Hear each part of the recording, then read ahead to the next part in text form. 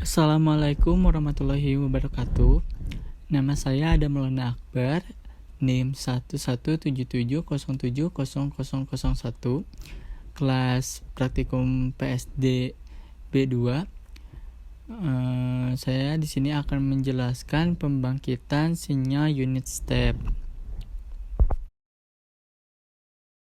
Sebelum menjelaskan langkah-langkahnya, saya akan menjelaskan fungsi unit impuls. Yang pertama yaitu sinyal. Sinyal adalah suatu isyarat atau pemberitahuan yang dapat ditangkap oleh indera untuk kepentingan penyampaian peringatan, petunjuk, atau informasi. Sinyal merupakan sebuah fungsi yang berisi informasi mengenai keadaan tingkah laku dari sebuah sistem secara fisik. Meskipun sinyal dapat diwujudkan dalam beberapa cara, dalam berbagai kasus, informasi terdiri dari sebuah pola dari beberapa bentuk yang bervariasi. Sebagai contoh, sinyal mungkin berbentuk sebuah pola dari banyak variasi waktu atau sebagian saja. Secara umum, variabel yang tidak bergantung independen secara matematis diwujudkan dalam fungsi waktu meskipun sebenarnya tidak menunjukkan waktu. Terdapat dua tipe dasar sinyal, yaitu sinyal kontinu dan sinyal waktu diskrit. Pada sinyal kontinu, variabel independen terjadi terus-menerus dan kemudian sinyal dinyatakan sebagai sebuah kesatuan nilai dari variabel independen. Sebaliknya, sinyal diskrit hanya menyatakan waktu diskrit dan mengakibatkan variabel independen yang merupakan himpunan nilai diskrit. Fungsi sinyal dinyatakan sebagai X dengan menyertakan variabel dalam tanda titik.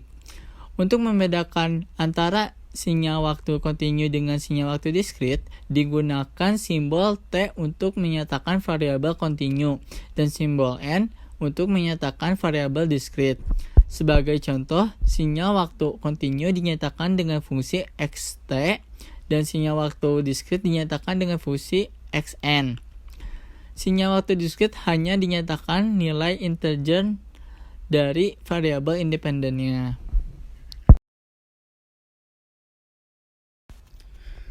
Nah, langsung saja dalam pengerjaannya. Di sini saya mempunyai sintak pemrograman pembangkitan sinyal unit waktu diskrit. Mari kita langsung run saja. Di sini akan muncul gambar seperti ini, di mana K adalah sinyal untuk step ini dimulai, yaitu bernilai 0. Lalu N1 dengan nilai min 5, yaitu panjang N kiri, yaitu min 5, dan N2 sama dengan 5, yaitu panjang N kanan, yaitu S lalu N sama dengan min 1 titik 2 N2, yaitu panjang N kiri dan kanan, lalu X sama dengan X min K lebih besar sama dengan 0, akan bernilai 1 ketika N min K lebih besar sama dengan 0. Lalu steps X, N, X menampilkan sinyal waktu diskrit, yaitu titel sinyal. Untuk step X label N dan Y label N, X min N. Nah, berikut adalah hasilnya apabila diubah nolnya dengan 3. Misalnya, di sini berubah menjadi 3, lalu N1, N2-nya diubah menjadi min 4 dan N2-nya menjadi 4. Di sini akan berubah juga menjadi min 4 dan 4. Nah, kita lanjut ke soal nomor 2, yaitu pembangkitan sinyal unit step waktu kontinu. Langsung saja kita run. Di sini akan muncul panjang step N. Kita masukkan 8 contohnya. Lalu muncul gambar seperti ini, di mana N adalah inputan atau impuls, panjang step yang sudah dimasukkan adalah 8. Di sini kenapa 7? Karena sin tat yang ada di N sama dengan 0.2N itu adalah min 1, yang artinya T T itu dimulai dari 0 dan berakhir di min 1.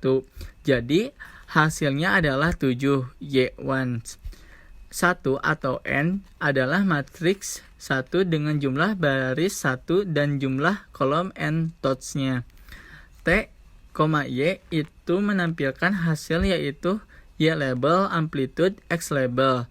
T index dan title dirubah menjadi 10 misalnya, maka akan berubah menjadi 9. Kenapa tidak 10?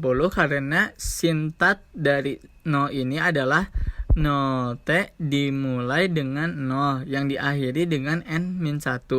Jadi di sini bermulai 9 tidak 10. Langsung saja ke soal nomor 3 yang sudah saya siapkan dari internet. Contoh soalnya adalah Y sama dengan sin dalam kurung 2 kali P1 dikali F1 dikali T ditambah sin dalam kurung 2 kali P1 dikali F2 dikali T.